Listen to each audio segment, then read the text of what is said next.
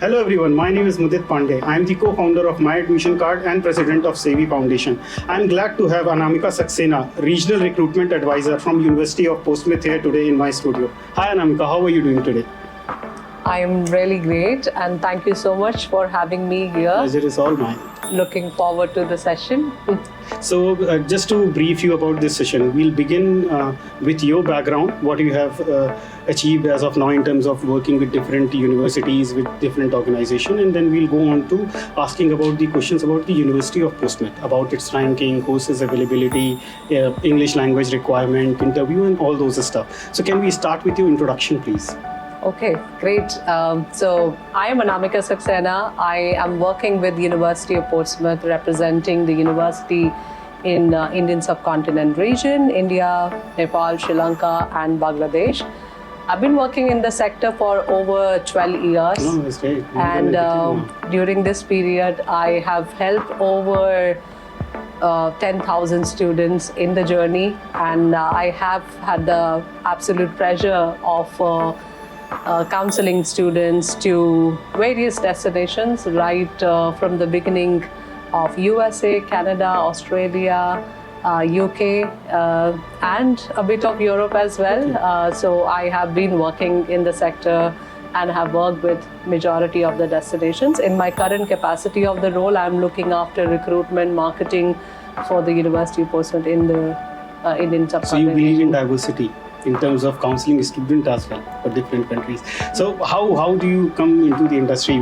What was the moment that inspired you to come down and start counseling these students?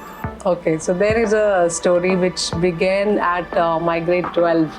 Okay. When I was in my grade 12 and I was scoring really great in my pre-boards, and I was a topper in economics as a subject.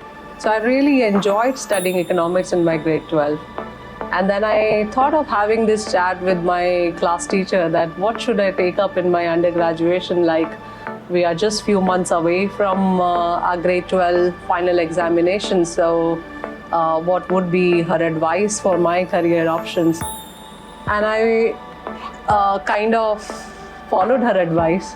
She suggested that you're really doing well in economics. Go ahead and take up economics honors in wherever you do go and achieve your secure place. So I did apply to various universities, and looking at my scores, I was among the toppers in my school. I made it to University of Delhi in the first cutoff, and I studied economics honors. I'm glad to put topper here today. 1 year gone, then I decided, and I was reflecting on my decision. Was it really a worthy decision I took for my undergraduation to study economics as a major? I think I do not regret, but I think I should have diversified somewhere else. What I really love doing is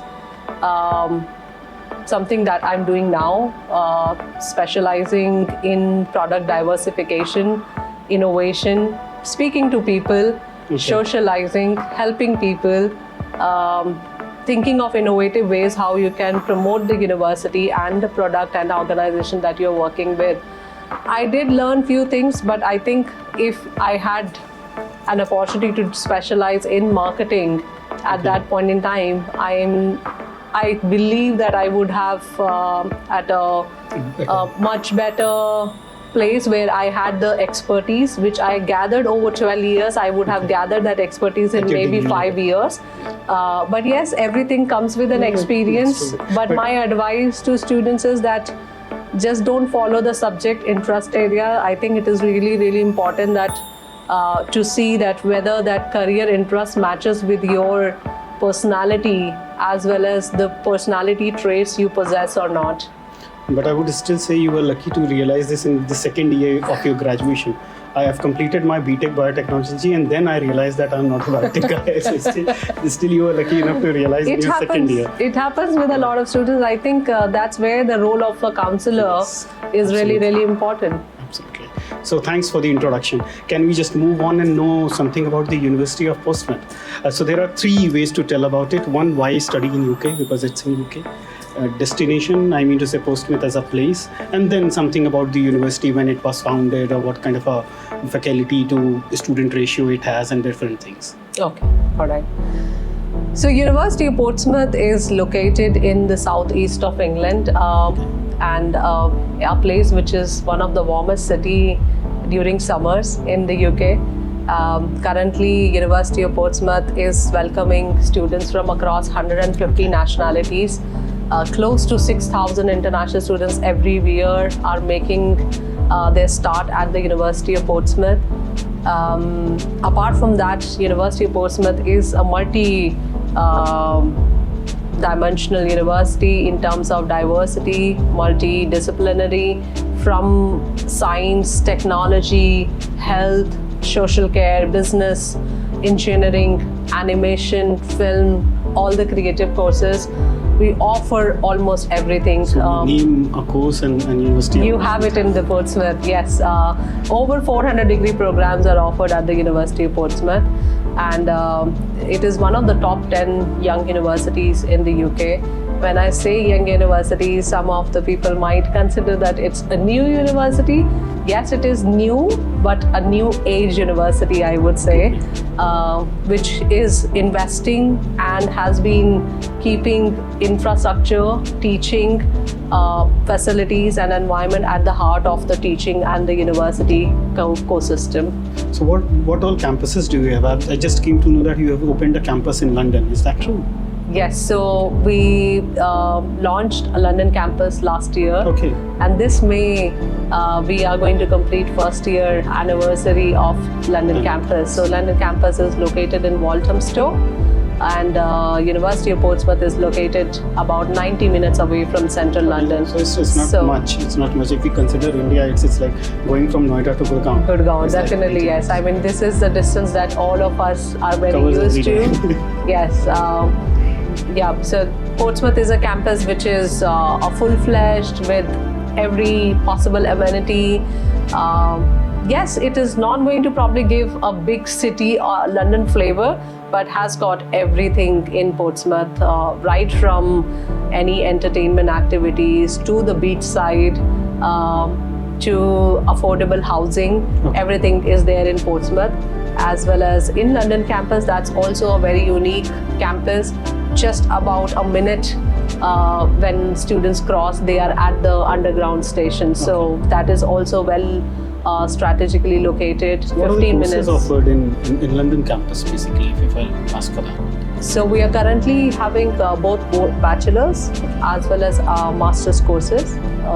Bachelor's courses we have two, bachelor's in business management and bachelor's in computer science. While at master's level we offer construction project management, international business management, information system and digital marketing. So most of the courses that an Indian student aspire for is there available in the London campus. Yes. So I'll be more focused on Portsmouth as a campus. The reason being, a lot of people know about London as a place. Right. But when it comes to Portsmouth, the knowledge of audience is limited. Right. So can you just brief me more about the safety in the Portsmouth? Accommodation availability within the campus or outside the campus, and about the last but not the least, what about the Indian food availability in Portsmouth? Indian food is because most of the audience are from India. Right. Okay. So I think I'll pick the last thing first before I forget. I know food is something which everyone is really concerned about when traveling abroad, be it for vacation or for work purpose. I think, and to that point, I have traveled myself to Portsmouth numerous times, and there are over 500 restaurants in Portsmouth. It's pretty much a very cosmopolitan city, as well as with a variety of restaurants there. So there are plenty of Indian restaurants which are there, which serve really great food. I wouldn't say miss the Indian food there. Yes, I think the only thing which I advise to students is that do not go with an expectation that you will receive exactly what you get here in India. There will be yes, exactly. There will be different flavors, maybe, and you need to kind of welcome different flavors. That's the meaning of going abroad, learning new culture. Exactly, that is true. Yeah. And what was the accommodation? Accommodation. This is a common question that comes from every parent. that if my student is going abroad, is the university has the on-campus accommodation or not? If they don't have, what is the kind of availability of the off-campus accommodation? Absolutely, and accommodation is something I think we all have heard enough. Probably in 2022 and 2023, when UK was having a lot of housing crisis. But yes, things in Portsmouth were very sorted. Okay. We did not have any single case which was not able to secure a housing or accommodation, either private or the university accommodation. At the university, we have over 4,500 places. Okay. Apart from that, we also have a dedicated website for students, especially for international students, to look for private accommodation. Sometimes they do not know whether whatever they are booking through a third-party private website is that legit or not. So we have our dedicated private student accommodation finder through which these students can look for accommodation, contact the landlords, and book their place. So there are plenty of accommodation, and from the accommodation to the university, everything is at a walkable distance. So Portsmouth, one thing which is really a beauty of Portsmouth, students do not spend a single penny on travel costs if they are not doing to and fro from Portsmouth to London every day. Okay. One more question, and then I'll still not go into the courses yet because it's an important thing. When a student asks me, the new era of a student, this Gen Z, is always worried about the nightlife and the enjoyment during the weekend, Friday, Saturday, and Sunday. Number one, what is the kind of a nightlife that you have in Portsmouth? And number two, how safe is it? Okay, so like I said, the population size of Portsmouth is over 200,000. Okay. And close to 30,000 students. The population size is of students, right? So you can imagine that Portsmouth is a friendly city, it's a young place that must be, because a lot of students are there. It's exactly. So it is always very busy, very vibrant when there are students. I keep hearing from the university staff during COVID, when students had gone to their places, the city was actually sleeping throughout the COVID period. So with the students' population, which is really high in Portsmouth, this city is something I would say that never sleeps, at least during the night and weekends. Their party would start right from Wednesday evening and would carry on until Sunday. I have experienced that myself, and yes, terribly. My accommodation where I stayed a couple of times was very close to some of the clubs, and I couldn't kind of sleep because of the party going on in the city. This is important for every student, yes, because it's kind of a stress reliever. Yeah. If you're studying whole day, you need some chill out time, which is important. So now we'll move on to the course availability, more into the IELTS requirement or whatever English language test that you accept, and what are the waiver opportunities for that. So can you just brief us about we can start with undergrad and then can move on to the postgrad. What are the popular courses that you offer? Just name few. We don't want to go into too definitely. Remembering all 400 type of courses is very difficult. I won't be able to name all, but yes, some of the courses which University of Portsmouth is really ranked and recognized for. We are in top 20 subject ranking as per the Guardian and the Complete Guide ranking. That is for pharmacy, film production and animation, construction, sports science, information technology programs, forensic science, biological sciences, anatomy and physiology. Apart from the regular courses, AI and computer science, business management. Yes, again, these are some of the programs which the university is leading in the subject areas and doing excellent amount of work and research. Okay. And what is the basic requirement in terms of English language test? Which all tests do you accept, and what is the basic requirement? So we accept almost all tests. English is also sometimes waived off if the applicant has the demonstration of their grade 12 scores in CBSE and state boards. Yes, okay, state board is also accepted. Yes, we do accept. What is the percentage of marks, just for an idea? You don't have to be very specific, to be honest, but just for an idea for the audience. We look at 75% in CBSE, and in state boards we also look at 75%. Yes. For English language waivers. For entry requirements to any of the undergraduate courses, we need 70% from state boards and 65% from CBSE. To the high schools. Yes, and for postgraduate courses, we normally look at a second class honors degree. And for some programs where the courses are having limited very capacity and they are accredited programs, we would be looking at a first class degree, which is 2:1. 2:1. Can you just explain a bit more about what is 2:1 to our audience? Because a lot of parents watch this, the student knows about it, but Yes. what about the parents? Just a brief. So 2:1 in Indian terminology is anything which is first division, which is 60% or above in the undergraduation. That's equivalent of 2:1 in the UK. Thank you. And what is the course duration normally for bachelor's? Is it 3 years or 4 years? Okay, so this is again a very unique proposition at the University of Portsmouth. Normally in the UK, what happens? The placement year. So 3 years is the study period, and 1 year is a placement year. That's usually offered by other universities in the UK between second and third year. Second and third. But at University of Portsmouth, the placement year can be taken after the third year, which means they finish everything and then they continue their placement year, and that possibly also allows them to explore a full-time job with the same placement year employer. This is a good opportunity. So this is called a connected degree, and the University of Portsmouth is the first university in the UK. Because I've heard a lot about sandwich here. That used to happen between second and third year. Third year. So this that is is the also first- available, Wow. but this is another kind of advantage that they can finish at a stretch all of their programs, the 3 years, and then they decide, okay, now I want to do a full 1 year long internship. I don't want to lose my focus from studies. I will continue with probably the same employer in the hope that they can potentially be their full-time employer once they finish placement year. So what is the tuition fees range? So A normal range. normally for bachelors and masters, the first year fees is going to be in the range of £16,000 to 19,600. Okay. But after the scholarships, this can bring down brought down to 14,000 to 17,600. This is for bachelors. Both for bachelors and for masters. postgraduate. Okay. So is there any particular criteria for this scholarship that you talk about? So Is it merit there are based or nationality based?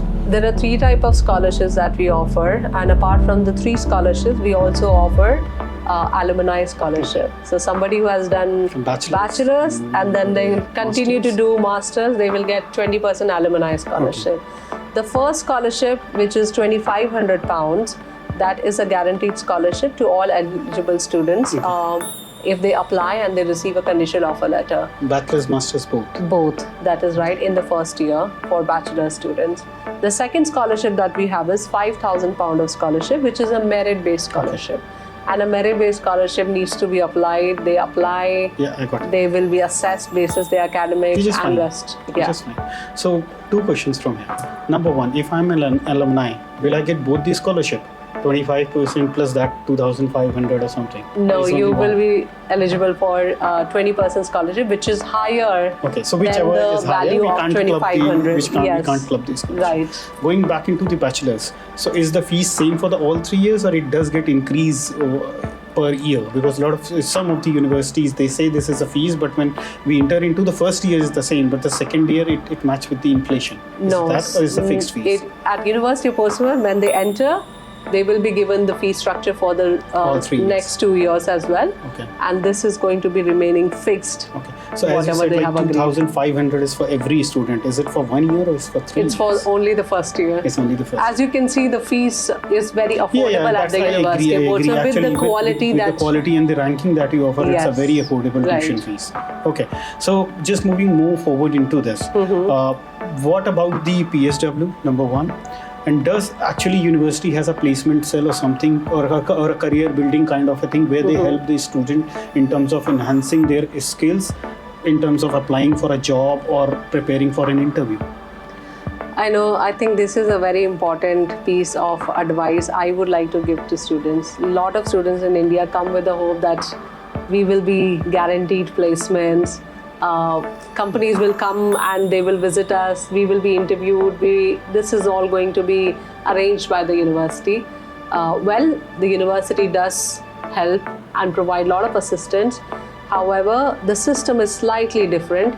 Here in India, the university is going to kind of bring in the companies. There they provide an environment. They organize job fairs, which are going to be, say, 100 of employers are available. They are present in one conference hall.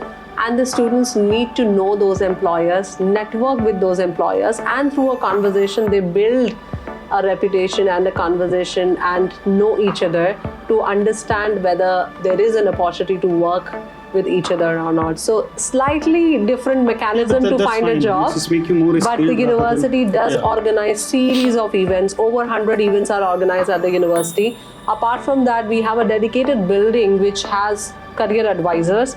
And these career advisors, they help these students right from what should look at in the job when they're searching for it, because finding a job is very different than in India to in the UK. A lot of times they need to kind of speak to the employer, starting with how was their day. Right here in India, if you are taking an interview, you might be very hesitant in asking, should I ask them how was their day? Right. Like my first interview, if I'll tell you honestly, in UK, it was, I reached the interview and he just asked like, how do you manage to come here on time? It's all raining outside. And I told him the reason. He said, look, you got the job. I was like, is that an interview? Yeah, exactly. So I think the second happens the same. I went to the Royal Bank of Scotland, and what they did first, like they said, like, you look very tired. Go and sit there, have some cup of tea or coffee, relax. Then you will come for the interview. Exactly. What's happening? So I agree with that point. So I think the culture is very different, and that's what I advise the students whenever they are looking at this opportunity to study abroad. It is not about only studies. You need to kind of get yourself imbibed into the culture so that you can know the people. We have lived in India for several years. We know everything, how one state is different than the other. And living in a country, doing your work, understanding the education system, and then having the task to find a job can be really daunting. So I think my advice to students is that start from first week itself, know people as much as they can, be part of cultural activities. That's going to help them to understand how does things happen in the UK. So what are the general documents required to apply for postman? Okay. Look, everybody knows that you require transcript, SOP. So basically my reason to ask you this question is, what is the importance of SOP in your institution? Because a lot of other institutions emphasizes a lot on SOP. Is that the same for postman? That is very true, because Portsmouth is a reflection of an applicant history, what they have done, why they are considering X university, why university should consider them as a candidate, and why the applicant should be considered amongst all the other applicants they have applied for, the interest for the program that they have applied for, what's their future career goals, and what do they want to achieve from that degree. So it's a true reflection of... These are the points a person should have in their SOP. Yes, and often students make mistakes of thinking that let me finish the statement of purpose today, and they will end up writing something by the end of the day. But it is a mistake. You have to reflect, rework on that statement of purpose, and it has to be not a one-day work. It has to be number of days of work. It could be weeks, and take opinion from other people as well, that what you have written, is it a true reflection of what is justifying that you should be considered in a university or not. And sometimes, for instance, an applicant I met very recently, he did engineering, and then after doing his engineering, he has been into sports. And he's willing to apply in our university for a sports related course. But in our university, we strictly require that you should have also undergraduation in a sports related biomechanism, anatomy, because he's interested in studying sports physiology. So he applied, and he did not pay attention to his statement of purpose. He just wrote overnight and he sent an application, and his application got rejected. So that's the message I want to give the students, that our faculty does read the statement of purpose, and they really understand and know about that candidate through the statement of purpose. That's great, because this is an important point. Every student should know how to apply. So as we all know, like a student trust when it comes to ranking, TEF ranking, because it's been given by the government of UK. So what is the TEF ranking of University of Portsmouth? And a bit more onto the ranking. I am so glad that you have touched upon it. A lot of students are unaware of this TEF gold ranking. This is governed by the UK, can't be manipulated at all. That's the reason I trust the TEF ranking most. When Yes. students come to me, I said just talk about what managed by the government, the private organization. So there are over 150 universities in the UK, I would say close to 200. And out of 200 universities, only a handful of universities are ranked gold standard. And we are very proud University of Portsmouth is a 12th gold ranked university. In the last 11 in the last set of ranking, there were only 11 universities which were able to retain the gold standard from 2017 to 2023. So Portsmouth was among those 11 universities. Thank you so much. I think a lot goes to the teaching quality and the efforts of the faculty and the focus of everyone at the university keeping students at heart.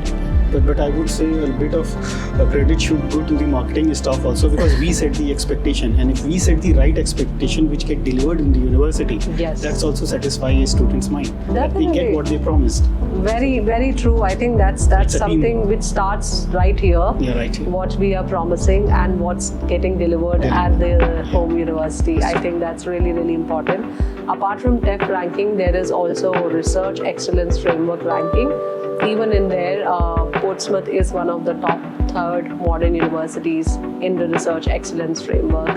In fact, we had over 40 academicians who were rated top 2% academicians and researchers of the world.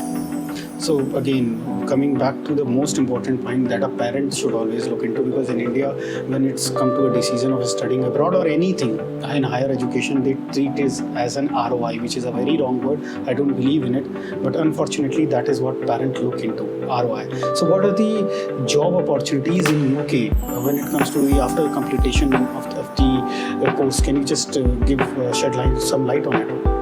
So I think ROI is going to be dependent on few things. Number one, affordability of the studies. Okay, which is good. UK is a fairly affordable place to live as well as to study compared to other universities. Number one is masters is only 1 year, so it is 1 year straightforward saving of 1 year of studies and living as well. Secondly, universities in the UK, they are ranked top 100, top 50 for ages. They have been renowned and recognized for the high quality of teaching and the research both. So they study a very, students traveling from India, they get to study in a very high ranked universities at an affordable cost. So that's one ROI. Second, I think universities in the UK are quite welcoming in welcoming international students, especially from India, which is a big community, and the relationship between UK and India goes a very long way. We both countries have learned from each other, and there is a lot of mutual relationship and a lot of common things which we have between the two countries. And there are a lot of Indians all there and have established their base in the UK as a country. So currently, if you look at the employment opportunities in the UK, as per a report which was published in October 2024, by 2035, there will be over 11 million jobs in various sectors. Some of the sectors which I may name are health and social care, teaching and education, digital and creative industries, as well as in technology and STEM. So pretty much it has covered everything, but there is going to be enormous growth opportunities to look forward to work in the UK. And UK as a country is welcoming international students with an open arm to come and study and also contribute to the economy of the UK. So just adding on to it, as you mentioned, do you have some courses on nursing and health and social care? We do have nursing. and all our nursing courses are accredited by NMC. We have a simulation nursing center at our university. We also offer medicine courses with King's College London in collaboration. Currently, the course medicine is not open for international students. We will be open hopefully in 2027 for international students, but currently it is in collaboration with King's College London. That's good to hear, because nursing is one of the most demanding industry in India also. So I think that's pretty much sums up everything about University of Portsmouth, and I'm glad and very thankful to you for coming here today in our studio and helping and guiding these students who are looking forward to study in UK. Thank you so much for having me to share more about the University of Portsmouth. As I said, pleasure is all mine, Anam. Thank you. Thank you. So one piece of advice from me is going to be around the ROI. Everyone has been talking a lot about ROI. What's the kind of return they will get from their studies abroad? So if you are looking forward to come to study in the UK and University of Portsmouth, my only advice is, if you want to add value to your overall experience, besides your studies, just remember one word, which is price. And employers in the UK, even outside the UK, they are looking for these qualities. So remember price, and hear me carefully. P for problem solver, R for resilience, which means you will be having challenges. There would be failures, but you need to come out of with your learnings. I for being innovative, and C for culturally fit, because you're traveling to a new country. It's really, really important that you know about their culture, you know about people, and you know the country as well, and respect the culture. And E for entrepreneurship skills, which is really, really highly valued by employers, that how you can be a good self-starter rather waiting for somebody to come and guide you. These are some of the important traits which everyone is going to value in a candidate whenever you will apply for your jobs, be it in the UK or outside the UK. I am wishing you all the best. If you are looking forward to study, we welcome you to come and explore Portsmouth and study at a very high-ranked TEF code rated university. Thank you.